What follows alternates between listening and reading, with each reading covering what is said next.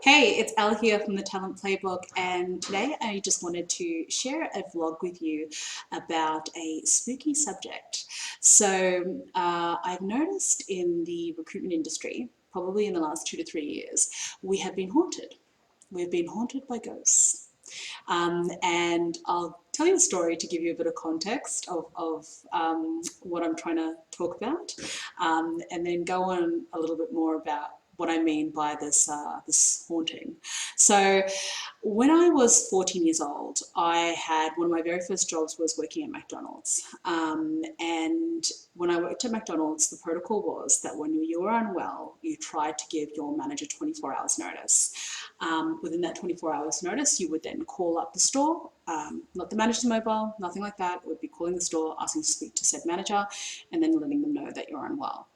I remember one of the most challenging times was actually I had woken up and I was not unwell. I just didn't want to go to work that day. I think something must have been on. Anyway, I called up an hour before my shift to let my manager know, and I was so nervous. I mean, my manager wasn't happy at the end of the day when we had the discussion, but the whole like pick up, dial, ask to speak to manager, all those things really it really stressed me out. But now when I look back at that experience and that feeling, I'm so glad that I grew up in a time and have been in a time where it was an expectation that you had the requirement to actually call to confront anything that you found difficult in the workplace. And why am I telling you the story? Because I feel that people have somehow lost their nerve or even worse, potentially don't even respect the other person on the other end, and they are ghosting.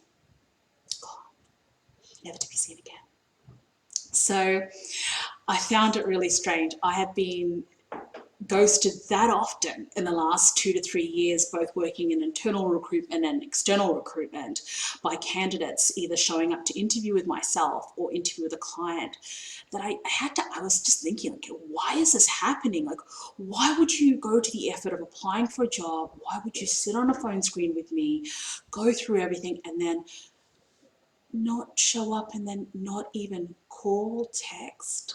And people do strange things, like they'll not show up and then they'll turn their phone off, or they'll block you, or they'll block you on everything just to avoid that interaction, that small little uncomfortable interaction where I call you and I say, hey, are you okay? Because the reality, as a recruiter, we have a duty of care to you.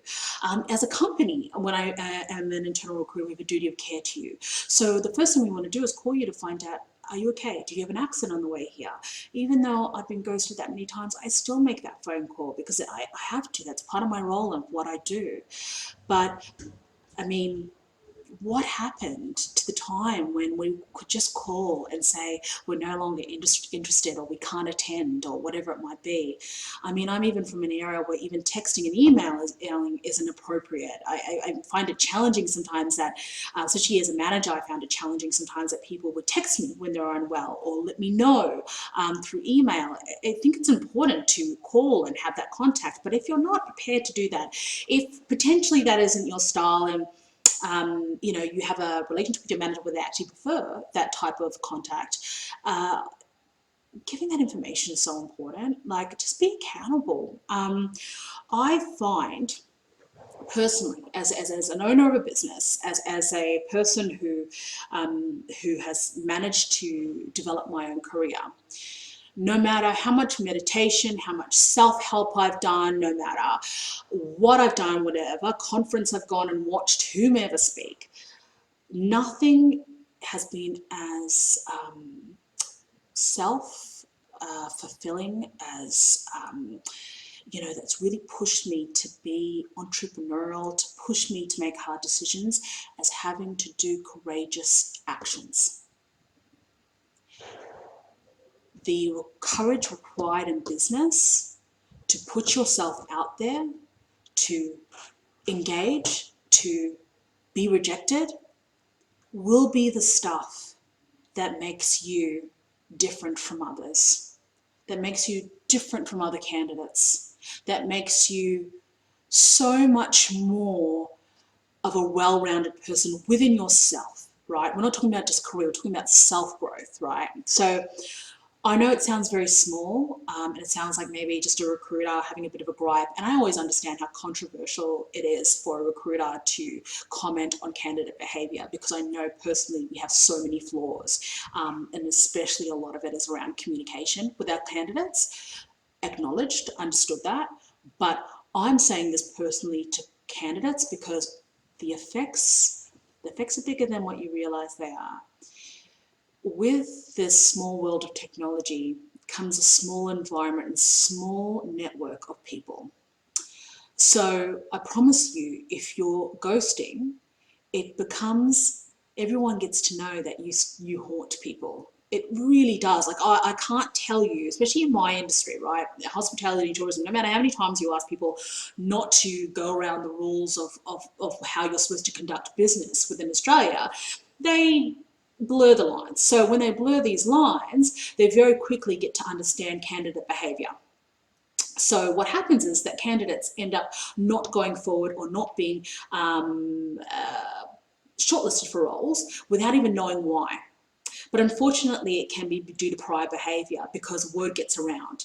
It's not something that we do as recruiters, most certainly, but it's certainly something that we remember and we take in consideration and we review upon your character whenever having to consider your application again in the future, because I believe that I can't represent you to my client if you can't call me and let me know that you can't attend an interview. Why? Because I can't stand by you as a candidate and say, hey, this person has respect, this person has integrity, because you haven't shown that to me. So I'm flawed to be able to do that to represent you to my client, because I wouldn't be doing my client any justice, right? So it's not personal at all. It really is business, and it's about respect, and about working within that realm and understanding that just because we have technology, which is fantastic, it doesn't mean that you can just ghost people in life, because it's a small world, and it's important that you recognize that people are there to help you, and it's a simple, small thing. I mean, literally, if you can't attend an interview, especially a client interview, and I mean, please, try and attend your interviews with your recruiters, but most importantly with the client as well, it's simply just a text or an email just saying, I'm no longer interested in the role, or whatever it might be. I really advise that. It's important. It's good for you. It's good for everybody as well. And to segue slightly into relationships, recently, my colleague Hattie, he actually posted about an interaction he had at an expo with a supplier who obviously didn't find much value in speaking with us as recruiters. It was quite evident, and I find it so confusing that people are challenged by meeting with other people who potentially don't fit the mold of what their business is doing. It's so silly. I can't tell you how many suppliers talk to us, or sorry, clients, okay? So say I'm talking to a milk supplier, and milk supplier doesn't want to talk to me because they don't have any need for recruitment and they just want to talk to the cafes and restaurants that day. Okay, great for you, but I understand the fact is that we have the same client base, and that client base, 9 times out of 10, will talk to me about other suppliers, the same way they'll talk about my business to other suppliers. Why? Because they're not going to come directly to me and say, Elle, tell me how great the Talent Playbook is. They're going to say, Elle, do you know who blah uses for their milk? Or do have you come across this in your network, or whatever it might be? They want to talk about other things because that's how word of mouth works. It doesn't work because we just sit down and go, hey, let's all just talk about recruiters right now. It happens through organic conversations and talking in industry. So ideally then, as a supplier, what you would think, or even as a recruiter, I don't go, oh, you're no use to me. You're a one-man band. How could you ever be helpful to me in the future? Think about the fact that every single person in your industry is somehow linked and connected in this web of your business. You can spend all the money you like on digital advertising, or on your Facebook ads, or whatever you want to do, or your influencers, but if you can't hire people and be people who are just polite to the consumer who's sitting there right in front of your face, that you spent all this marketing money to get there in front of you. It's all lost. It's all really lost.